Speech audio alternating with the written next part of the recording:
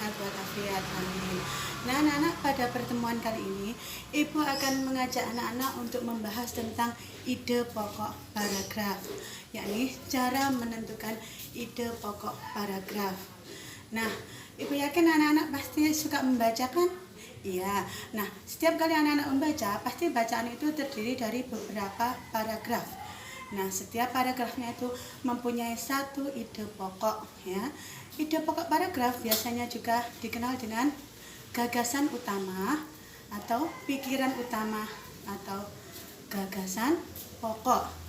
Nah, setelah nanti kita membahas apa itu ide pokok paragraf, nanti Ibu jelaskan juga tentang jenis-jenis paragraf menurut letak kalimat utamanya. Nah, ide pokok paragraf adalah masalah utama yang dibahas dalam suatu paragraf. Ide pokok paragraf biasanya disebut juga pikiran pokok atau pikiran utama atau gagasan pokok atau gagasan utama.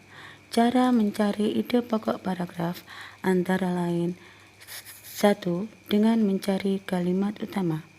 Contohnya sebagai berikut.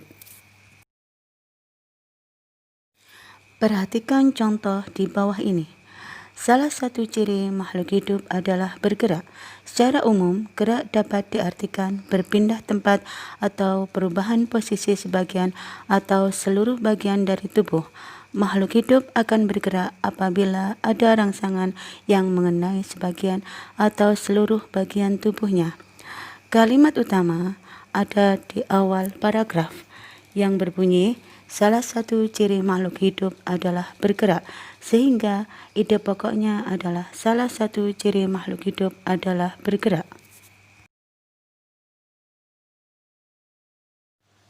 Contoh selanjutnya, paragraf kedua. Hewan ini adalah hewan herbivora. Ia berkaki 4. Makanannya adalah wortel.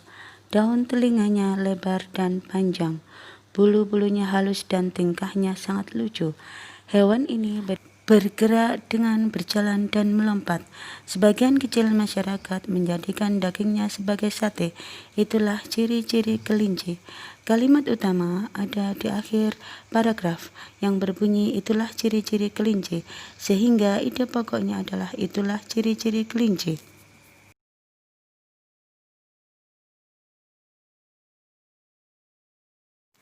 Pada kedua contoh di atas, paragraf pertama merupakan paragraf deduktif karena kalimat utama yang berisi ide pokok paragraf berada di awal paragraf.